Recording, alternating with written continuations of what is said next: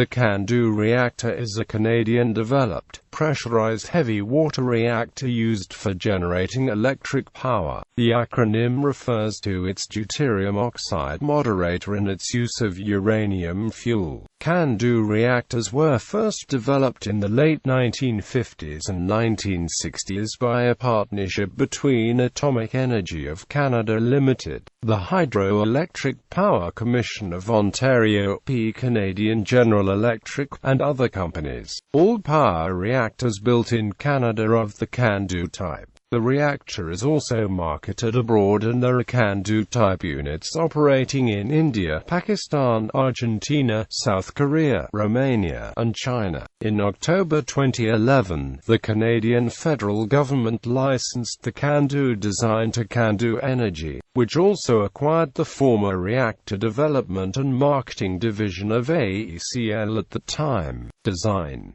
basic design and operation: fission reactions in the reactor core heat pressurized heavy water in a primary cooling loop.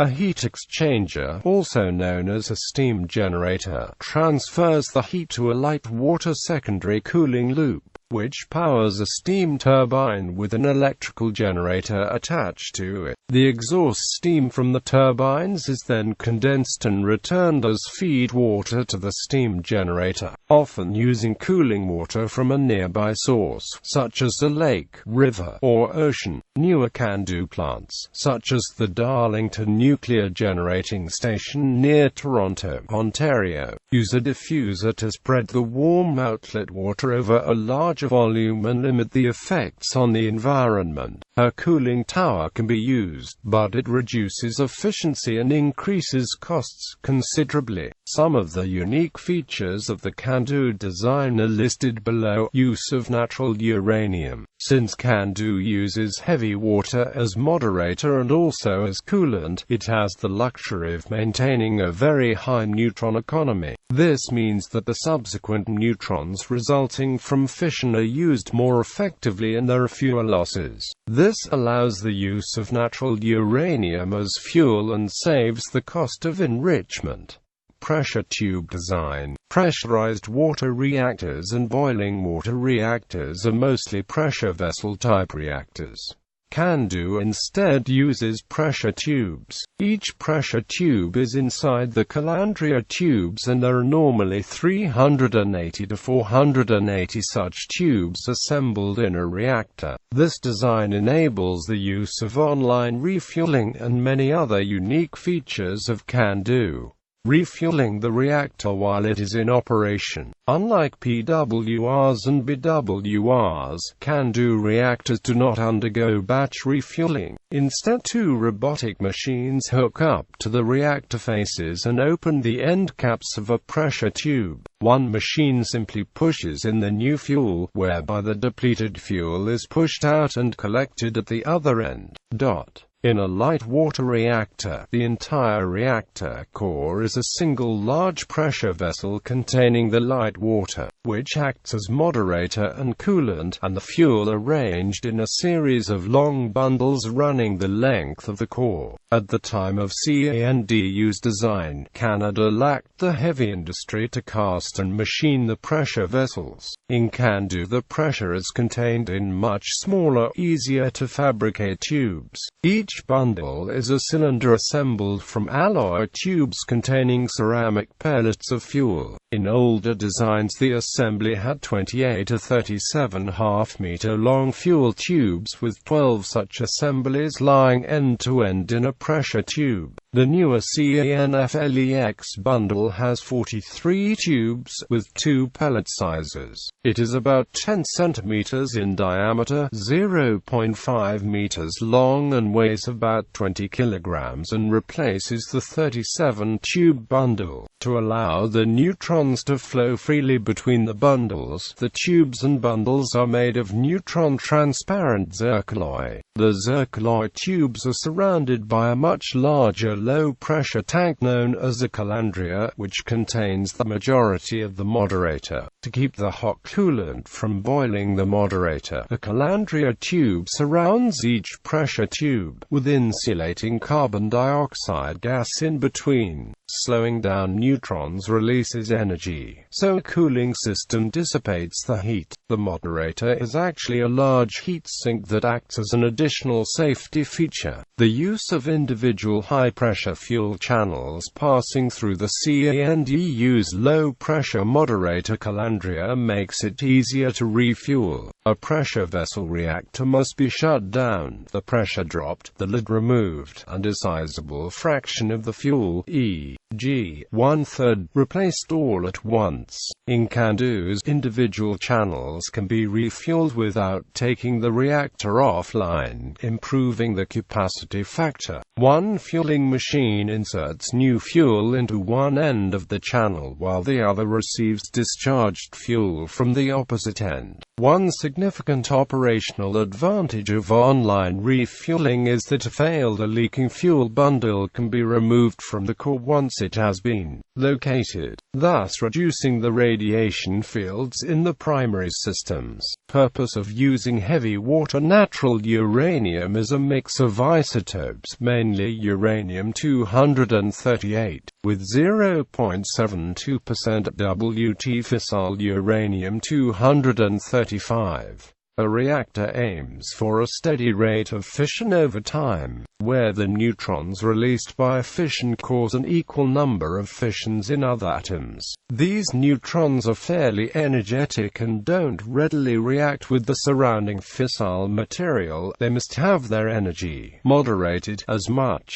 as possible, ideally to the same energy as the atoms themselves or lower. During moderation, it helps to separate the neutrons and uranium, since 238U has a large affinity for intermediate energy neutrons, but is only easily fissioned by the few energetic neutrons above approximately equals 1.5 to 2 MeV. Since most of the fuel is usually 238U, most reactor designs are based on thin fuel rods separated by moderator, allowing the neutrons to travel in the moderator before entering the fuel again. More neutrons are released than is needed to maintain the chain reaction. When uranium-238 absorbs just the excess, plutonium is created, which helps to make up for the depletion of uranium-235. Eventually, the buildup of fission products that are even more neutron-absorbing than 238U slows the reaction and calls for refueling. Light water makes an excellent moderator. The light hydrogen atoms are very close in mass to a neutron and can absorb a lot of energy in a single collision. However, light hydrogen is also fairly effective at absorbing neutrons,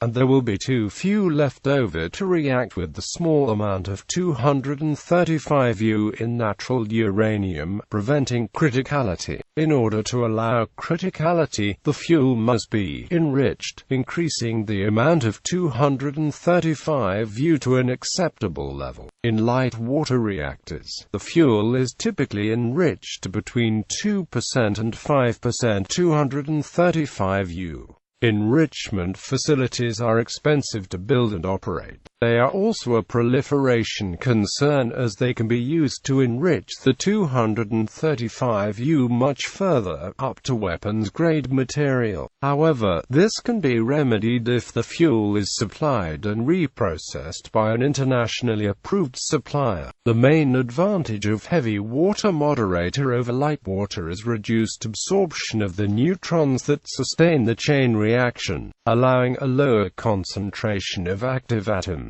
Deuterium already has the extra neutron that light hydrogen would absorb, reducing the tendency to capture neutrons. However, deuterium is twice the mass of a single neutron. The mismatch means more collisions are needed to moderate the neutrons, requiring a larger thickness of moderator between the fuel rods.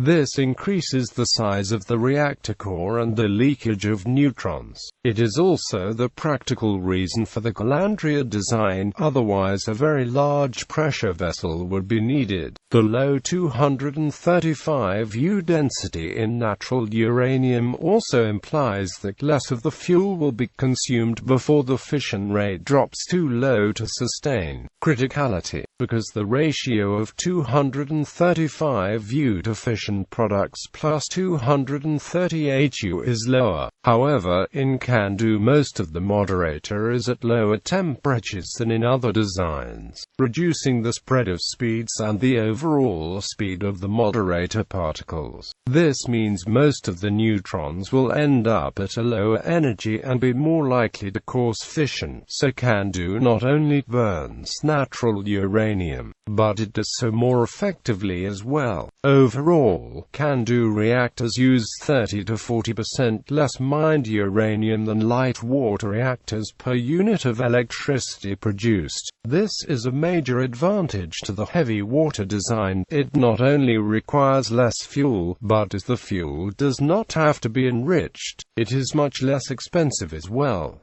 A further unique feature of heavy water moderation is the greater stability of the chain reaction. This is due to the relatively low binding energy of the deuterium nucleus, leading to some energetic neutrons and especially gamma rays breaking the deuterium nuclei apart to produce extra neutrons. Both gammas produced directly by fission and by the decay of fission fragments have enough energy, and the half-lives of the fission fragments range from seconds to hours or even years. The slow response of these gamma-generated neutrons delays the response of the reactor and gives the operators extra time in case of an emergency. Since gamma rays travel for meters through water, an increased rate of chain reaction in one part of the reactor will produce a response from the rest of the reactor, allowing various negative feedbacks to stabilize the reaction. On the other hand, the fission neutrons are thoroughly slowed down before they reach another fuel rod, meaning that it takes neutrons a longer time to get from one part of the reactor to the other. Thus, if the chain reaction accelerates in one section of the reactor, the change will propagate itself only slowly to the rest of the core, giving time to respond in an emergency. The independence of the neutron's energies from the nuclear fuel used is what allows for such fuel flexibility in a CANDU reactor, since every fuel bundle will experience the same environment and affect its neighbors in the same way, whether the fissile material is uranium-235, uranium-233 or plutonium. Canada developed the heavy water moderated design in the post-World War II era to explore nuclear energy while lacking access to enrichment facilities. War-era enrichment systems were extremely expensive to build and operate, whereas the heavy water solution allowed the use of natural uranium in the experimental ZEEP reactor. A much less expensive enrichment system was developed, but the United States classified work on the cheaper gas centrifuge process. The CANDU was therefore designed to use natural uranium. Safety features. The CANDU includes a number of active and passive safety features in its design. Some of these are a side effect of the physical layout of the system. CANDU designs have a positive void coefficient as well as a small power coefficient, normally considered bad in reactor design. This implies that steam generated in the coolant will increase the reaction rate, which in turn would generate more steam. This is one of the many reasons for the cooler massive moderator in the Calandria, as even a serious steam incident in the core would not have a major impact on the overall moderation cycle. Only if the moderator itself starts to boil would there be any significant effect, and the large thermal mass ensures this will occur slowly. The deliberately sluggish response of the fission process in CANDU allows controllers more time to diagnose and deal with problems problems. The fuel channels can only maintain criticality if they are mechanically sound. If the temperature of the fuel bundles increases to the point where they are mechanically unstable, the horizontal layout means they will bend under gravity, shifting the layout of the bundles and reducing the efficiency of the reactions. Because the original fuel arrangement is optimum for a chain reaction and the natural uranium fuel has little excess reactivity, any significant deformation will stop the interfuel pellet fission reaction. This will not stop heat production from fission product decay, which would continue to supply a considerable heat output. If this process further weakens the fuel bundles, they will eventually bend far enough to touch the calandria tube, allowing heat to be efficiently transferred into the moderator tank. The moderator vessel has a considerable thermal capability on its own, and is normally kept relatively cool. Heat generated by fission products would initially be at about 7% of full reactor power, which requires significant cooling. The CANDU designs have several emergency cooling systems, as well as having limited self-pumping capability through thermal means. Even in the event of a catastrophic accident and core meltdown, it is important to remember that the fuel is not critical in light water. This means that cooling the core with water from nearby sources will not add to the reactivity of the fuel mass. Normally the rate of fission is controlled by light water compartments called liquid zone controllers, which absorb excess neutrons, and by adjuster rods which can be raised or lowered in the core to control the neutron flux. These are used for normal operation, allowing the controllers to adjust reactivity across the fuel mass as different portions would normally burn at different rates depending on their position. The adjuster rods can also be used to slow or stop criticality. Because these rods are inserted into the low-pressure calandria, not the high-pressure fuel tubes, they would not be ejected by steam, a design issue for many pressurized water reactors. There are two independent, fast-acting safety shutdown systems as well. Shut-off rods are held above the reactor by electromagnets and drop under gravity into the core to quickly end criticality. This system works even in the event of a complete power failure, as the electromagnets only hold the rods out of the reactor when power is available. A secondary system injects a high-pressure gadolinium nitrate neutron absorber solution into the calandria. Fuel cycles. A heavy water design can sustain a chain reaction with a lower concentration of fissile atoms than light water reactors, allowing it to use some alternative fuels, e.g., recovered uranium from used LWR fuel can be used. CANDU was designed for natural uranium with only 0.7% U-235, Saru with 0.9% U-235 as a rich fuel. This extracts a further 30 to 40% energy from the uranium. The DUPIC process under development can recycle it even without reprocessing. The fuel is sintered in air, then in hydrogen to break it into a powder, which is then formed into CANDU fuel pellets. CANDU can also breed fuel from the more abundant thorium. This is being investigated by India to take advantage of its natural thorium reserves. Even better than LWRs, CANDU can utilize a mix of uranium and plutonium oxides. The plutonium either from dismantled nuclear weapons or reprocessed reactor fuel. The mix of isotopes in reprocessed plutonium is not attractive for weapons, but can be used as fuel. While burning weapons-grade plutonium eliminates a proliferation hazard. If the aim is explicitly to burn plutonium or other actinides from spent fuel, then special inert matrix fuels are proposed to do this more efficiently than MOX.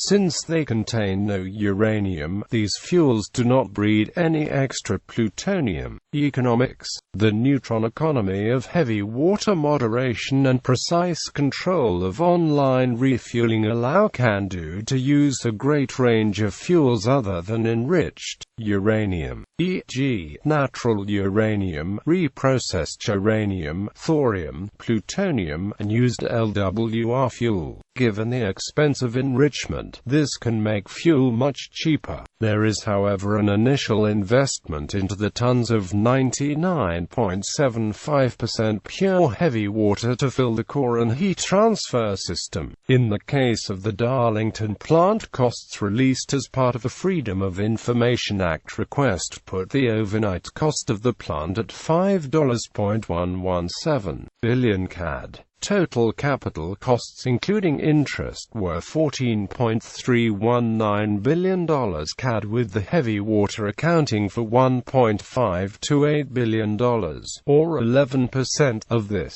Since heavy water is less efficient at slowing neutrons, CANDU needs a larger moderator to fuel ratio and a larger core for the same power output. Although a calandria-based core is cheaper to build, its size increases the cost for standard features like the containment building. Generally, nuclear plant construction and operations are approximately equals 65% of overall lifetime costs. The CANDU costs are dominated by construction even more. Fueling CANDU is cheaper than other reactors, costing only approximately equals 10% of the total, so the overall price per kWh electricity is comparable. The next generation advanced CANDU reactor mitigates these disadvantages by having light water coolant and using a more compact core with less moderator. When first introduced, CANDUs offered much better capacity factor than LWRs of a similar generation. The light water designs spent, on average, about half the time being refueled or maintained. However, since the 1980s, dramatic improvements in LWR outage management have narrowed the gap,